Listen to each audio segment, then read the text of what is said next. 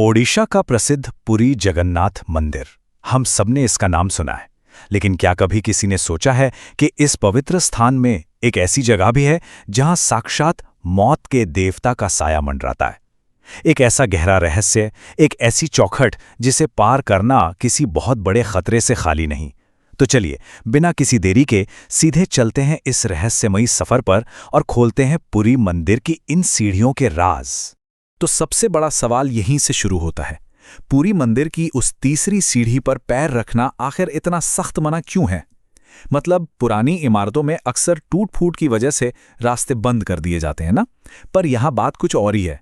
ये कोई आर्किटेक्चर का फॉल्ट या डिजाइन की कमी नहीं है, बिल्कुल नहीं। इसके पीछे एक बहुत ही तगड़ा, एकदम सख्त पौराणिक नियम काम कर रहा है। एक ऐसी रोक जिसे पीढ़ियों से लोग पूरे डर और श्रद्धा के साथ मानते आ रहे हैं।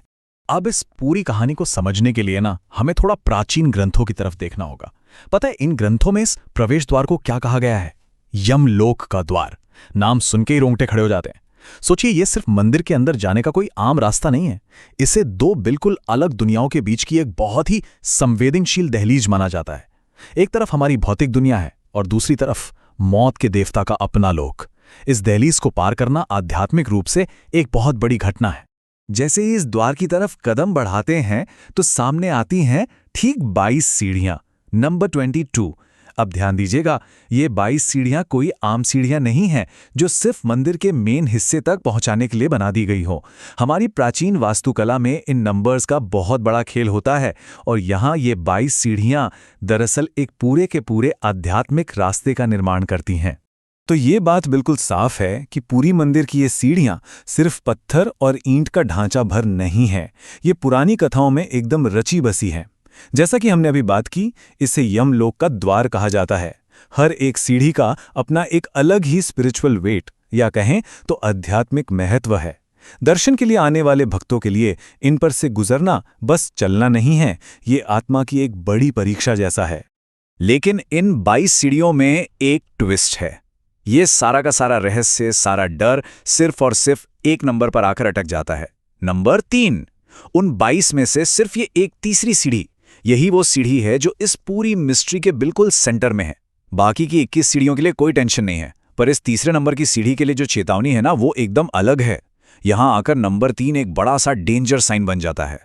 तो आखिर इस डर और वार्निंग के पीछे स्टोरी क्या है? इसका सीधा कनेक्शन है यमराज से। मौत और न्याय के देवता यमराज। प्राचीन कथाओं के माने तो इस तीसरी सीढ़ी का यमराज के साथ बहुत ही गहरा, एकदम डायरेक्ट कनेक्शन है। यह सिर्फ एक निर्जीव पत्थर नहीं है, बल्कि इसे खुद यमराज की मौजूदगी, उनकी शक्ति का प्रतीक माना जाता है। और सच कहूं तो यही वो पॉइंट है जहां से इस सीढ़ी की असली खौफनाक कहानी शुरू होती है। प्राचीन ग्रंथों में इस रहस्यमयी तीसरी सीढ़ी को एक बहुत ही स्पेशल और सच कहूं तो काफी डरावना नाम दिया गया है, यमशिला।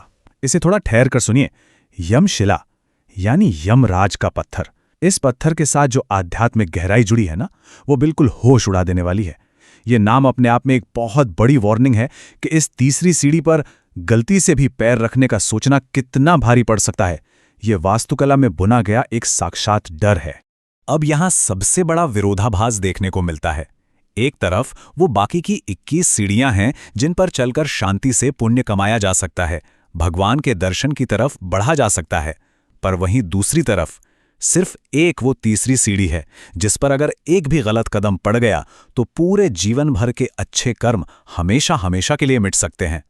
एक तरफ पूरी आध्यात्मिक सुरक्षा और ठीक उसके बगल में एक इतना बड़ा खतरा। ये सच में हैरान करने वाली बात है, क्योंकि प्राचीन मान्यताओं की सबसे डरावनी वार्निंग यही है कि एक स्पर्श जीवन भर के अच्छे कर्मों को मिटा सकता है। जरा इस बात का वजन महसूस कीजिए। इंसान पूरी जिंदगी में थोड़ा थोड़ा करके जो भी पुण्य जमा करता है, जो भी नेकियां करता है, वो सब कुछ उस यमशिला पर पड़ने वाले एक छोटे से कदम या एक छोटी सी गलती से बस एक पल में जीरो हो सकता है।